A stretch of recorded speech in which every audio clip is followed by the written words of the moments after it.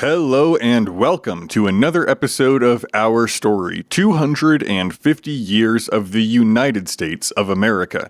If you are returning to this show, welcome back, and if you're new here, this daily podcast looks year by year through all 250 years of our American history, creating a linear story that will end on the 4th of July 2026 in time for our 250th anniversary.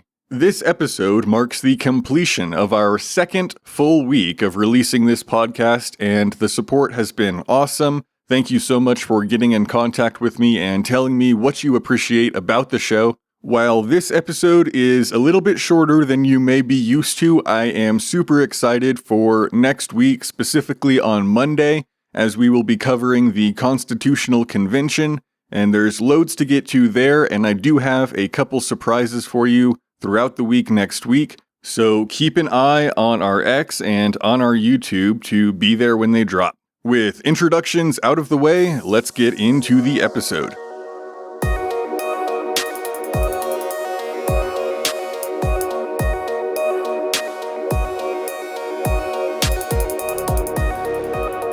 Today, we will be picking up where we left off yesterday with the signing of treaties in the frontier, and we'll be reading some letters today that are really interesting at explaining the ongoing political environment. Beneath the surface of post-war peace brews an economic fight, frontier conflict, regional resentment, and civil unrest that will rock the foundations of the American experiment. Welcome to 1786 in America.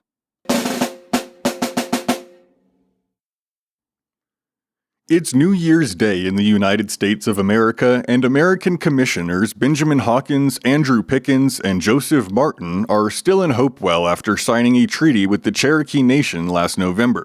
They are now in talks with another Indian tribe, the Choctaw, and on January 3rd, they add their names to yet another treaty. Like the agreement with the Cherokee late last year, this agreement defines boundaries within which the Choctaw are free to stay and pledges peace, with the Choctaw acknowledging themselves as under the protection of the United States. But similarly, tensions are high. 1 week later, yet another treaty is signed, the last of the three signed at Hopewell, this time with representatives from the Chickasaw Nation.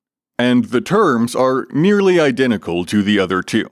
On paper, peace has been secured with these three nations, and America has defined boundaries favorable to the further expansion of the nation. Trading posts are to be constructed in this Indian land, and those posts are set to be under federal control. Yet another treaty is to follow, though not at Hopewell. This becomes known as the Treaty of Fort Finney. Samuel Parsons, along with two men we've already discussed in the context of U.S.-Indian relations, Richard Butler and the much-feared George Rogers Clark, serve as representatives for the United States. The Shawnee join the Delaware and Wyandots at the council house of the fort for talks, with the proceedings being tense from the start.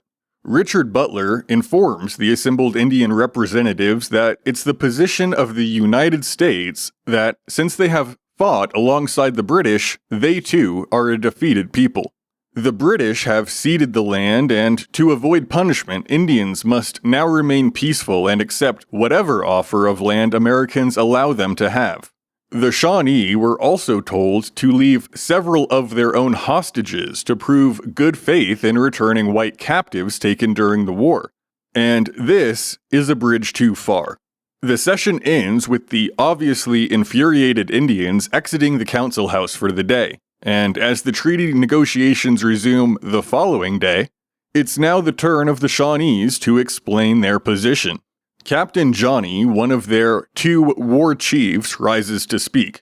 He tells the American commissioners that the Shawnee do not understand why they are being asked to give up any land, saying it was given to the Shawnee by the Great Spirit, not the British. He further explains that his people desire peace and will return any captives, but that the land north of the Ohio River is simply not for white settlement. He then presents the Americans with a wampum belt that's half black for war and half white for peace, and places it on the commissioner's table. Much to the distress of the Shawnee, there is no appreciation shown for the gesture. Without saying a word, Clark uses his cane to push the belt off the table, then steps on it, his actions universally understood. Butler then responds in no uncertain terms, saying that this country belongs to the United States, and telling them they should be thankful for any forgiveness, and that they have 2 days to decide whether or not to accept the treaty, assuring them that rejection will result in the full might of the United States coming down on them. The commissioners then adjourn the proceedings for the day, and the Shawnee exit the council house with tensions running high. The same afternoon, another Shawnee chief requests a new meeting and is much more conciliatory. Forced into a corner with threats of open war against their villages, one of the Shawnee chiefs agrees to sign the treaty, though doing so draws the ire of many of his warriors who leave the proceedings immediately. On January 31st, it's official. The Shawnee have surrendered the southeastern part of their homelands to the United States and head out with supplies given to them by the delegation for the journey back to their villages. Leaders of the Shawnee tribe reject the treaty, stating that one small faction of their chiefs do not have the right to bargain away their whole land, and that the signing was done under duress. As snow melts and we move into the spring, March 26th brings a first. In South Carolina, Columbia is officially chartered as the new state capital. It is located inland by design, a strategic move to shift power away from the coastal city of Charleston, which so recently had proved itself vulnerable to a naval attack, and it's hoped that the interior position gives settlers better access to the capital. Columbia is the first planned city in the United States, beginning a trend of intentional, centralized planning that will shape future capitals. To specify, no, it's not the first planned city in America full stop, but rather the first since '76. St. Augustine and Philadelphia are established planned cities and date back over 100 years by this point. Beneath this growth of American cities and signing of peace treaties, the economic ground is shaking. In Massachusetts, there's somewhat of a rivalry between the eastern part of a state, a growing chain of cities built around ports for trade filled with merchants seeking profit and running cargo ships across the Atlantic, and the West, where farmers are barely getting by, living largely off their land and bartering for needed supplies. The war has left the new country deeply in debt, and the federal government is leaning hard on the states to raise funds. Under this pressure, the states tax their own citizens, often harshly, and in hard currency, not accepting their own paper money. Fulfilling the tax burden is a much easier task for Eastern traders, as specie is common in their type of transactions, but for Western farmers who barter, acquiring such currency is next to impossible. The taxes land heavily on veterans and farmers in the West. Both groups have sacrificed greatly in pursuit of the hard-earned victory a few years ago, some in blood, others in prosperity. Many soldiers were paid in promissory notes or depreciated currency, and both are unacceptable for tax payments. And as a farmer's income relies on their land, selling portions of their farm to acquire specie to pay their taxes will only temporarily stave off financial ruin. As we discussed last year, John Hancock has resigned the role of governor of Massachusetts, and James Bowdoin was elected soon after, prioritizing fiscal discipline over relief. A familiar tension begins to form in Massachusetts between the people and their government, and farmers lead the charge in petitioning the legislature for relief, though their pleas go unanswered. Foreclosures begin and livestock and property are being seized. The same men who fought for liberty now see it slipping through their fingers. By summer, the frustration turns into action and mass protests. Committees of town leaders draft a document of grievances and propose reforms for the legislature in Boston to enact, but the legislative session ends without even hints of a resolution. On August 29th in Northampton, Captain Joseph Hines leads several hundred men, mostly farmers calling themselves regulators, to block judges from entering the courthouse. The idea being that stopping court proceedings will effectively halt the seizure of private property. These men are organized, armed, and deeply motivated. Some wear parts of their old Continental uniforms and carry the same muskets that they held at Saratoga and Yorktown. They are joined by a small group of men from Amherst and several hundred more from elsewhere in New England. These men largely see themselves as trying to regulate a system that isn't working, not overthrow the government entirely. Daniel Shays, a farmer from Pelham and ex-soldier who was wounded at Bunker Hill, becomes involved with the insurgents. He's sympathetic to the grievances and sees action as legitimate, though remains set on the action being peaceful. Being a battle-tested and successful soldier, he's offered a leadership position but refuses. Strap in for this next section, as there will be quite a bit of reading from letters sent to George Washington regarding this event and the overall growing discontent amongst a cadre of Massachusetts. I've cut them down to the relevant portions without trimming out anything needed for context, but I believe hearing the opinions the men share with their former commander-in-chief is telling and helps lay the foundation for the larger discussions to be held next year. As I have repeatedly stated in this show, it is not my job to commentate on the events but only to spectate on them. But there is quite an interesting discussion to be had into not only the men's motivations for this mass action, but also into the government's response. On September 8th, Henry Lee writes to Washington to alert him of the growing problem in Massachusetts and says, "The period seems to be fast approaching when the people of these United States must determine to establish a permanent, capable government or submit to the horrors of anarchy and licentiousness. It is not confined to one state or to one part of a state, but pervades the whole. The decay of their commerce leaves the lower order unemployed. Idleness in this body and the intriguing exertions of another class whose desperate fortunes are remediable only by the ruin of society produce schemes portending the dissolution of order and good government. Weak and feeble governments are not adequate to resist such high-handed offenses. Is it not then strange that the sober part of mankind will continue to prefer this incertitude and precariousness because their jealousies are alarmed and their envy incited when they see the officers of the nation possessing that power which is indispensably necessary to chastise evil and to reward virtue? But thus it is, and thus it has been, and from hence it follows that almost every nation we read off have drank deep of the miseries which flow from despotism or licentiousness. The happy medium is difficult to practice." Elsewhere, on September 11th, delegates from 5 states gather in Maryland at the Annapolis Convention. Their goal is modest, simply to negotiate better trade agreements between the states. The attendees, however, including Alexander Hamilton and James Madison, see something deeper. These trade barriers and tariffs between states are not just frustrations, but they're symptoms of a broken system.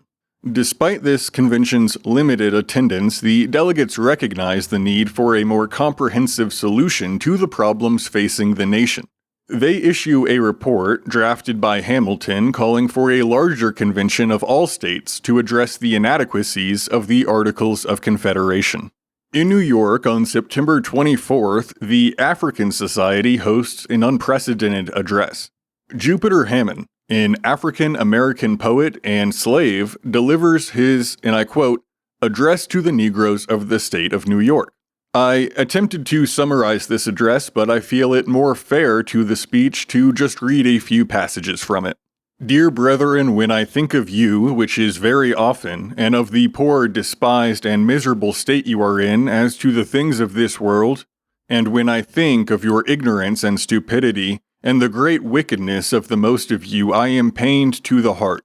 And I am obliged to turn my thoughts from the subject or endeavor to still my mind, by considering that it is permitted thus to be, by that God who governs all things, who setteth up one and pulleth down another. Now, whether it is right and lawful in the sight of God for them to make slaves of us or not, I am certain that while we are slaves, it is our duty to obey our masters in all their lawful commands and mind them, unless we are bid to do that which we know to be sin or forbidden in God's word. He will bring us all, rich and poor, white and black, to his judgment seat. If we are found among those who feared his name and trembled at his word, we shall be called good and faithful servants. Our slavery will be at an end.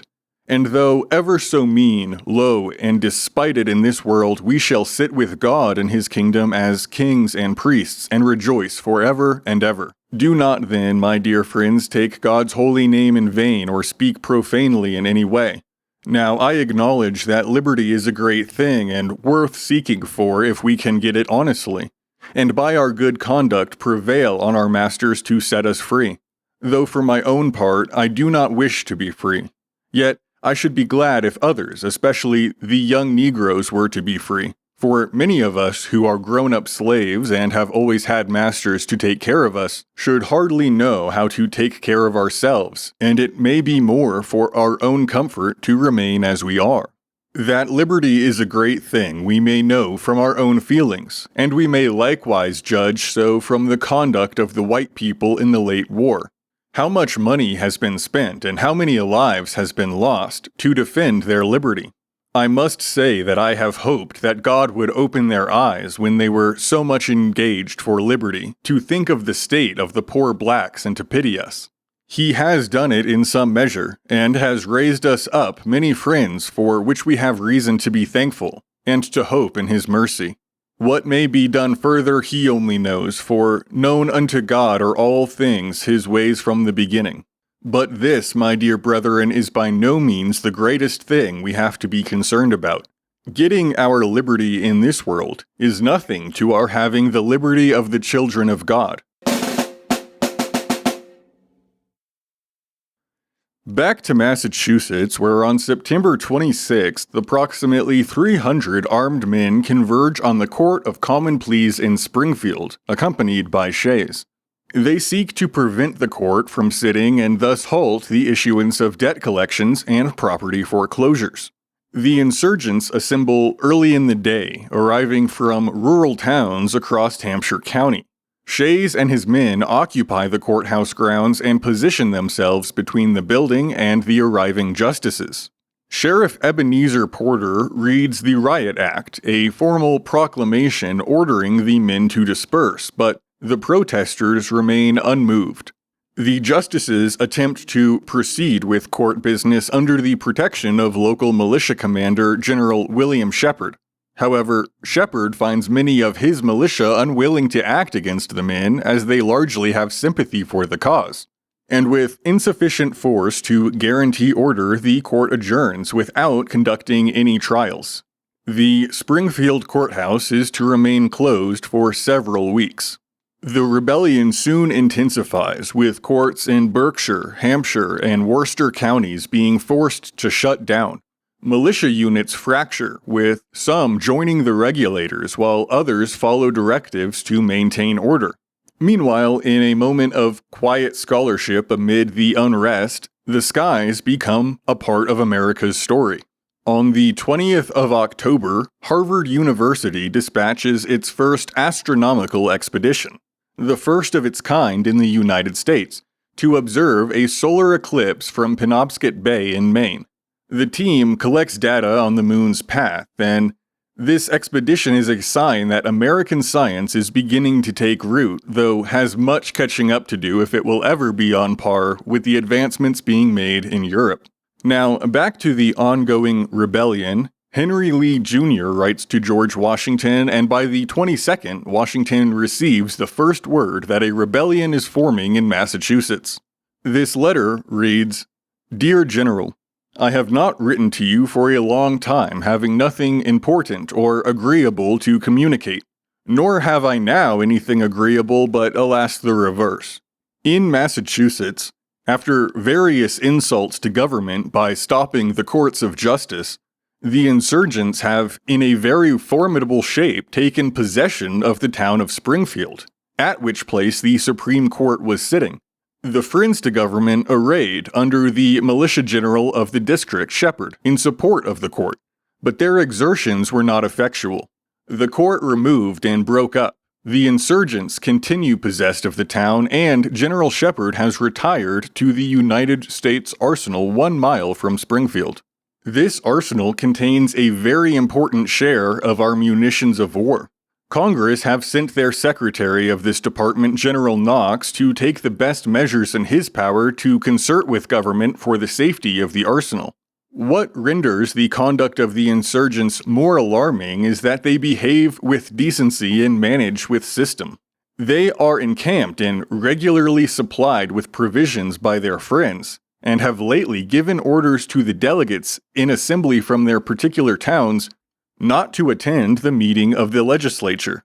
It must give you pleasure to hear in this very distressing scene the late officers and soldiers are on the side of government unanimously. The insurgents, it is said, are conducted by a captain of the late army who continued but a small period in service and possessed a very reputable character. This event produces much suggestion as to its causes. Some attribute it to the weight of taxes and the decay of commerce which has produced universal idleness. Others to British councils, the vicinity of Vermont, and the fondness for novelty which always has and ever will possess more or less influence on man. The next accounts will, I hope, produce favorable intelligence, but present appearances do not justify this hope. Henry Knox, who is on the scene, also grows concerned and writes to his trusted friend George Washington on the 23rd, warning him of the rebels. To take a few relevant excerpts from his letter, he says, "Our political machine, constituted of 13 independent sovereignties, have been constantly operating against each other and against the federal head ever since the peace.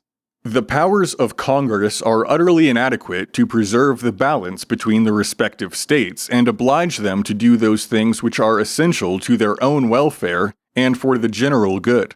Not only is state against state and all against the federal head, but the states within themselves possess the name only without having the essential concomitant of government, the power of preserving the peace, the protection of the liberty and property of the citizens. On the first impression of faction and licentiousness, the fine theocratic government of Massachusetts has given way, and its laws arrested and trampled underfoot. Men at a distance who have admired our systems of government, unfounded in nature, are apt to accuse the rulers and say that taxes have been assessed too high and collected too rigidly. This is a deception equal to any that has hitherto been entertained. It is indeed a fact that high taxes are the ostensible cause of the commotions, but that they are the real cause is as far remote from truth as light from darkness. The people who are the insurgents have never paid any or but very little taxes, but they see the weakness of government. They feel at once their own poverty, compared with the opulent, and their own force, and they are determined to make use of the latter in order to remedy the former. Their creed is that the property of the United States has been protected from the confiscations of Britain by the joint exertions of all, and therefore ought to be the common property of all. And he that attempts opposition to this creed is an enemy to equity and justice, and ought to be swept from off the face of the earth. In a word, they are determined to annihilate all debts, public and private, and have agrarian laws which are easily effected by the means of unfunded paper money, which shall be a tender in all cases whatsoever. The numbers of these people constitute a body of 12 or 15,000 desperate and unprincipled men. They are chiefly of the young and active part of the community, more easily collected than perhaps kept together afterwards. But they will probably commit overt acts of treason which will compel them to embody for their own safety. Once embodied, they will be constrained to submit to discipline for the same reason. Having proceeded to this length for which they are now ripe, we shall have a formidable rebellion against reason, the principles of all government, and the very name of liberty. Our government must be braced, changed, or altered to secure our lives and property. We imagined that the mildness of our government and the virtue of the people were so correspondent that we were not as the other nations requiring brutal force to support the laws. But we find that we are men, actual men possessing all the turbulent passions belonging to that animal, and that we must have a government proper and adequate to him. We have arrived at that point of time in which we are forced to see our national humiliation, and that a progression in this line cannot be productive of happiness, either public or private. Something is wanting, and something must be done, or we shall be involved in all the horror and faction and civil war without a prospect of its termination. Every tried friend to the liberties of his country is bound to reflect, and to step forward to prevent the dreadful consequences which will result from a government of events. Unless this is done, we shall be liable to be ruled by an arbitrary and capricious armed tyranny, whose word and will must be law. Amongst governmental leaders in the area, no consensus is reached on the best course of action. While some are sympathetic, the Massachusetts government calls the rebellion treason. Governor Bowdoin refuses to ease the tax burden, and even Samuel Adams calls for the execution of rebellious farmers, saying, "The man who dares rebel against the laws of a republic ought to suffer death." The legislature is called back into session by the governor, but is unable to quell the growing rebellion. They suspend the writ of habeas corpus and pass laws authorizing lethal force against insurgents and death penalties for rebellious militiamen. Taking a break from the rebellion but staying in Massachusetts, on November 7th, as snow begins to fall and Walshay's men drill in the countryside, a choir of ordinary citizens gathers to preserve the sacred music of their ancestors, founding the Stoughton Musical Society, the oldest musical organization in the United States. In a letter dated November 7th, Washington questions General Lincoln about the spreading unrest in the state. He says, "My dear sir, I have, I think, seen your name mentioned as president of the Society of the Cincinnati in the state of Massachusetts. For this reason, I give you the trouble of the enclosed address. I hope your wishes were fully accomplished in your Eastern trip. Are your people getting mad? Are we to have the goodly fabric that 8 years were spent in rearing pulled over our heads? What is the cause of all these commotions? When and how is it to end? For now the rebellion has no signs of ending, only spreading. Towns across western Massachusetts shut down their courts, farmers lay plans to take over jails and courthouses, and militia units are split in loyalty. Some refuse to fire on fellow veterans, while others are motivated to action by rumors that the regulators will seize the federal army at Springfield. Although Congress begs the states for troops, none are sent. Meanwhile, preparations are underway for a winter campaign. The privately funded army, raised by Governor Bowdoin under the command of General Benjamin Lincoln, begins to mobilize. They plan to strike before spring planting can distract the rebels. For the regulators, the coming year may bring confrontation or collapse, but their grievances of debt, taxes, foreclosure, and the perceived indifference of distant elites are shared by many. And while the rebellion is still confined to one state, its implications stretch far beyond Massachusetts. It shakes Congress, it shakes the states, it shakes the assumption that independence alone is enough to hold a nation together. 1786 teaches America a hard truth. Peace is not the absence of conflict. It is the presence of justice. Thank you for listening to our story today. My name is Hayden Spencer, and if you're enjoying this show, I would love to hear from you. Email me at 250yearsofusa@gmail.com or get in contact on X. On Monday, we'll cover 1787, the year the delegates meet in Philadelphia to begin crafting a more perfect union. But first, there's a rebellion to suppress. We post photos on our X accompanying every episode, and I believe it's worth mentioning that if you're listening to this in the future, you can just search the year for the episode you're listening to on our page and get everything that we posted to go along with the episode. And more than anything else, take just a moment to share this show with someone you think will appreciate it. Your recommendation will mean more than any advertising that I could do.